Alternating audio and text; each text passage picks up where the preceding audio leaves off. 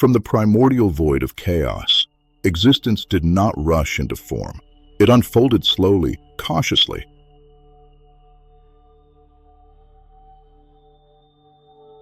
As if the universe itself was unsure whether it should exist at all.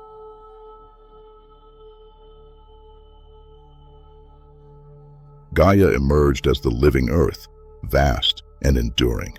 Uranus followed, stretching across her like an endless sky.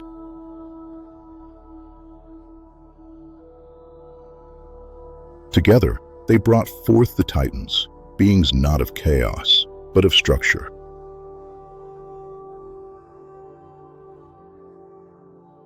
Time, memory, oceans, and light took shape through them.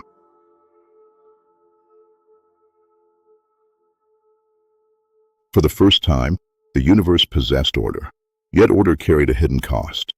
Unlike chaos, which demanded nothing, order required control, and where control appeared, fear soon followed.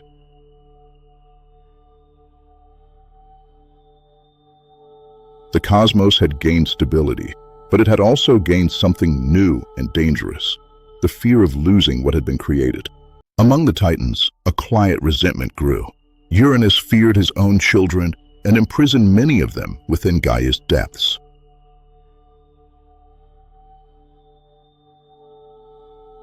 The earth herself groaned beneath this weight. From her pain emerged rebellion.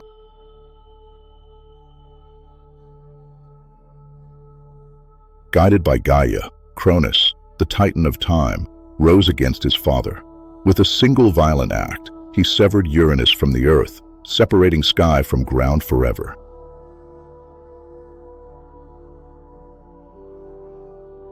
This moment marked a turning point in cosmic history.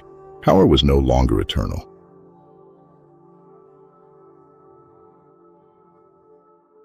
A son had overthrown a father. The universe learned that succession was possible.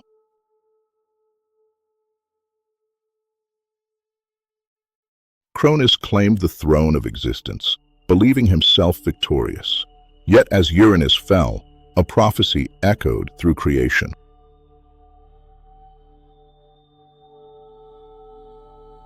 Cronus would one day be overthrown by his own child, just as he had overthrown his father. Time itself began counting down. Under Cronus's rule, the cosmos entered what many would later call a golden age. The universe was stable, predictable, and free from sudden upheaval.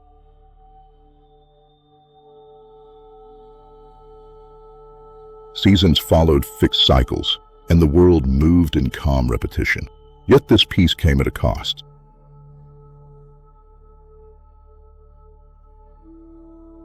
Cronus ruled through preservation, not growth. Change terrified him, for change carried the threat of replacement.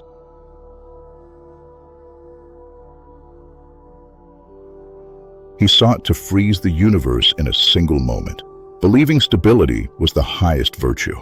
But a cosmos born from chaos could never truly remain still.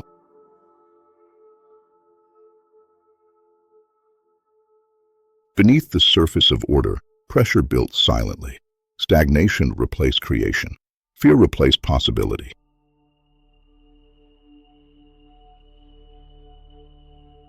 Cronus, the master of time, attempted to deny the future itself. In doing so, he ensured that the future would one day rise against him. The prophecy haunted Cronus relentlessly. It whispered through Gaia, echoed in Uranus's final words, and lingered in the flow of time itself.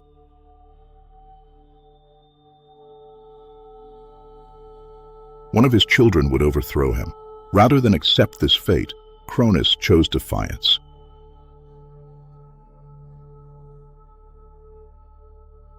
Each time his wife Rhea gave birth, he swallowed the child whole. Hestia, Demeter, Hera, Hades, Poseidon, each was consumed before they could claim their place in the world.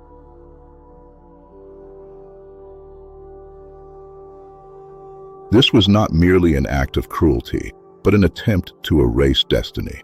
By devouring his children, Cronus believed he could halt the cycle of succession forever.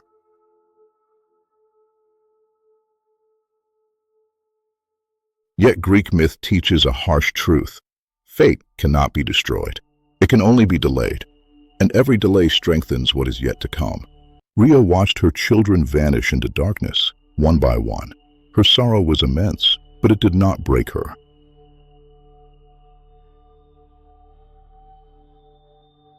Instead, it hardened into resolve. Guided by Gaia, Rhea planned a final act of rebellion.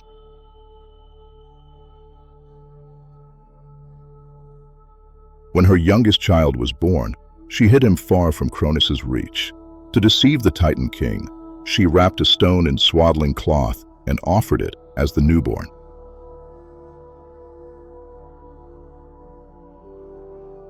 Blinded by fear and habit, Cronus swallowed the stone without hesitation. For the first time, his control failed him.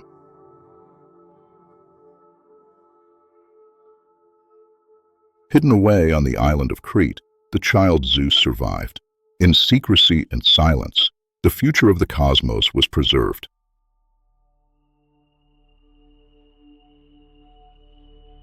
Hope returned, quietly, to an ordered but fearful universe.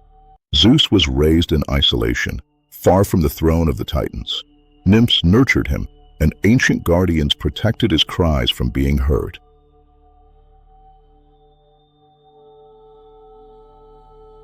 Unlike Cronus, Zeus did not grow through domination, but through observation. He learned patience, strategy, and restraint.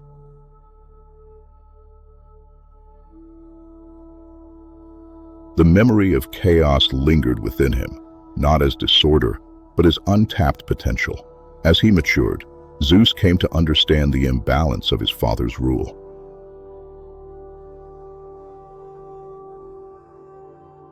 Order without renewal led only to decay. When the time was right, Zeus returned to confront Cronus.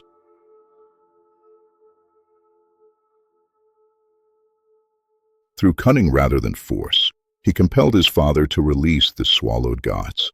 One by one, Zeus's siblings were reborn.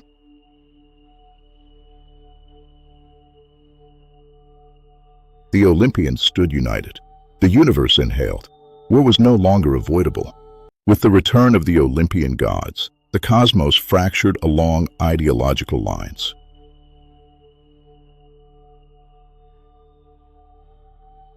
On one side stood the Titans, embodiments of an ancient order built on preservation and fear.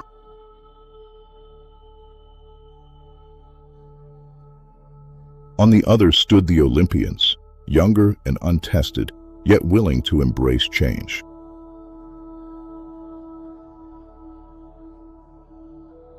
This was not merely a struggle for power. It was a conflict between past and future. The universe itself seemed suspended, unsure which path to follow.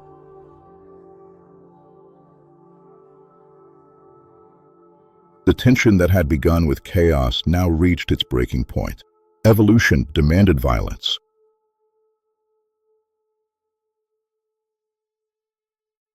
Thus began the Titanomachy, a war destined to decide whether existence would remain frozen or continue to evolve. The Titanomachy raged for 10 long years. Mountains were torn from the earth and hurled across the heavens.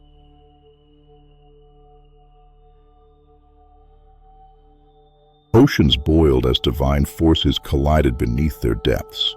The sky cracked under the weight of a mortal combat.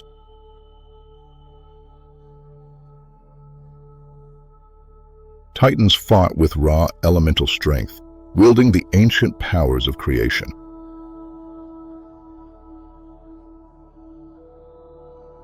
The Olympians, though younger, fought with unity and adaptability.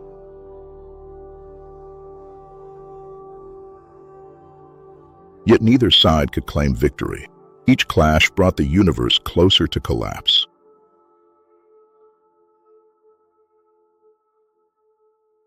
The cosmos, once shaped from chaos, now trembled as if it might return to the void.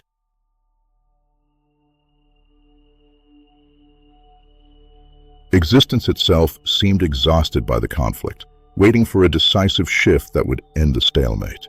Deep beneath the earth lay beings older than the Titans themselves.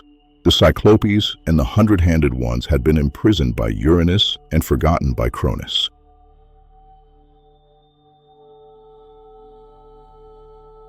They represented suppressed forces of creation, power without a voice.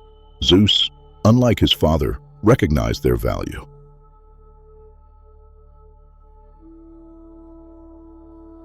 He freed them, not as subjects, but as allies. This act marked a fundamental difference between the old and new orders.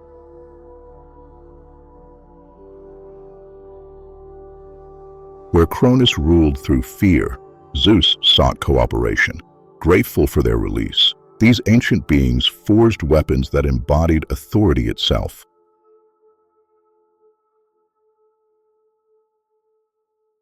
With their aid, the balance of the war began to shift. From the Cyclopes came the tools that would decide the fate of the cosmos.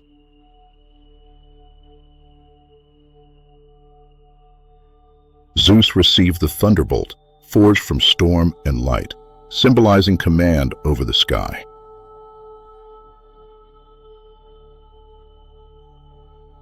Poseidon was given the trident, granting him dominion over the seas.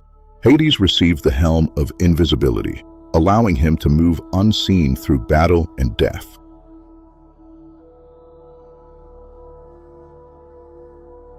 These weapons were not merely instruments of destruction. They represented specialization, balance, and shared rule, principles absent from Titan governance.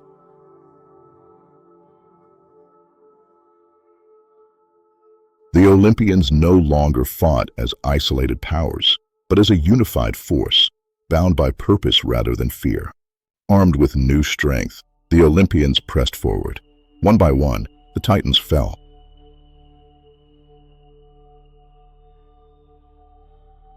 The final confrontation came between Zeus and Cronus. This battle echoed the overthrow of Uranus, completing a cycle of generational conflict.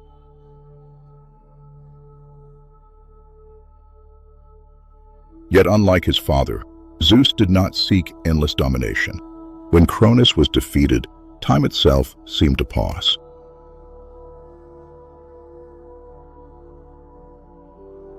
The old order collapsed, not in silence, but in thunder. The prophecy had been fulfilled. The future had arrived. The defeated Titans were cast into Tartarus, a vast abyss beneath the foundations of the world.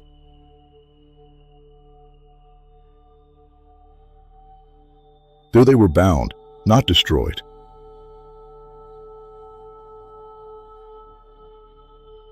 Greek myth does not erase the past. It buries it.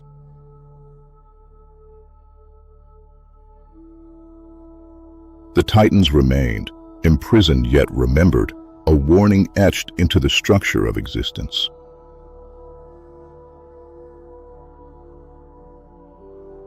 The universe moved forward, carrying the scars of its first great war.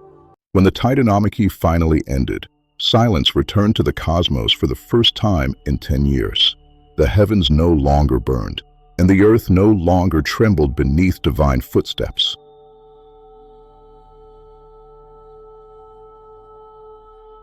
From the ruins of war, Zeus and his siblings chose a new seat of power, Mount Olympus.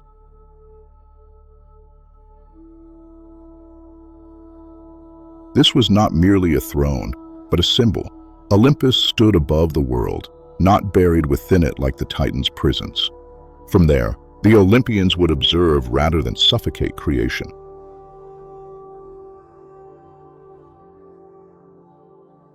Power was reorganized instead of hoarded. The sky, the sea, and the underworld were divided, each ruled by a different god.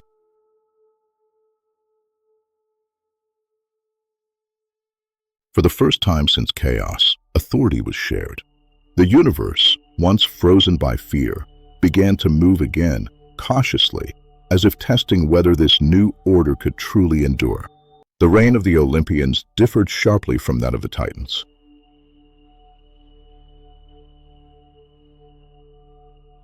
Where Cronus sought eternal stillness, Zeus accepted motion and conflict as natural forces.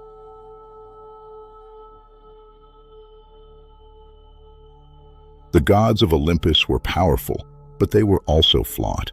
They argued, desired, loved, and made mistakes.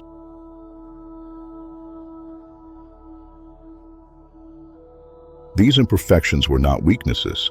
They were signs of a living system. Order was no longer absolute or silent.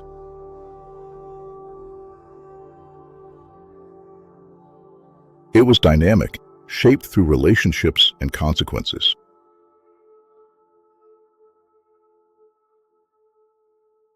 The Olympians did not rule from a place of fear, but from negotiation and tension. This new structure allowed the cosmos to grow rather than stagnate. Chaos had once been a void. Now it existed as conflict within order itself. Creation no longer feared collapse, but embraced uncertainty as part of its design. Though the Olympians brought balance, chaos did not vanish from existence. It was never destroyed, only transformed.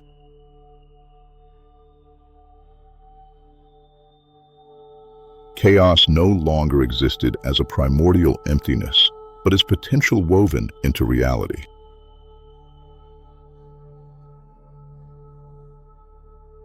It lived within storms that defied prediction, within wars that reshaped borders, and within the choices made by gods themselves.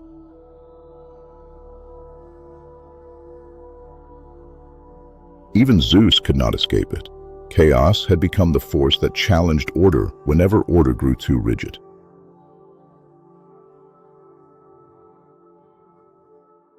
The Olympians inherited chaos, just as they inherited the cosmos shaped by it.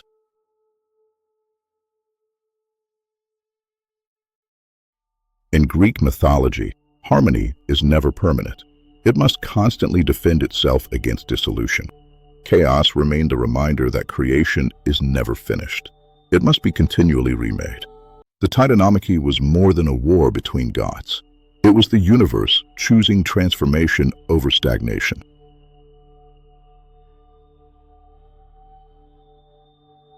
The fall of the Titans marked the end of absolute preservation and the beginning of continual change. Though the Titans were imprisoned in Tartarus, their legacy endured.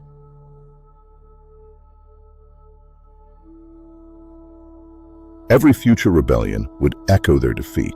Every struggle between old and new orders would mirror this first cosmic conflict.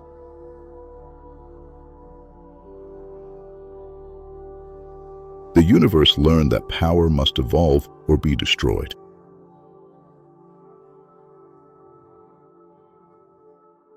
Violence had reshaped reality, but it had also opened the path for growth.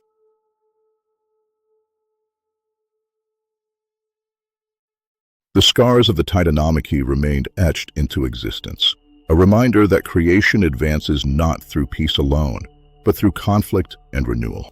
With the Olympians firmly established, the cosmos entered a new phase. The great forces of existence were now defined, balanced between sky, sea, and underworld.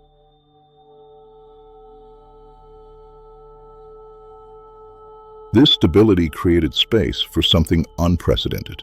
Mortality approached the stage of creation.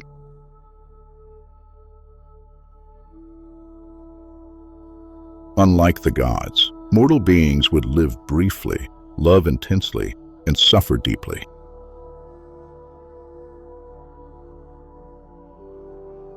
Their fragility would give meaning to time itself. The gods would watch, interfere, and argue over them.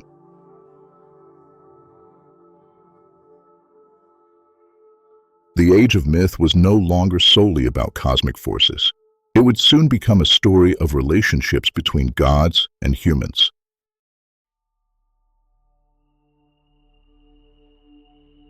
The universe, once empty and formless, prepared to witness lives that mattered precisely because they would end.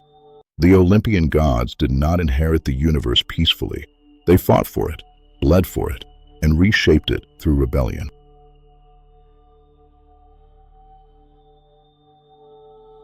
From chaos came existence, from existence came order, and from order came conflict.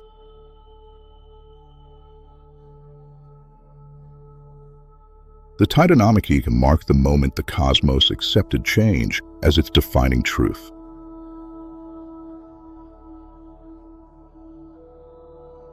The universe would never again belong to a single ruler or remain frozen in time. Power would shift, stories would unfold, and fate would continue its relentless motion.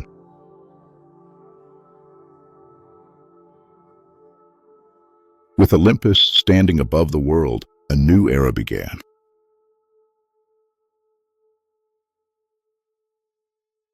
And in the shadow of the gods, the stories of humanity were finally ready to be told.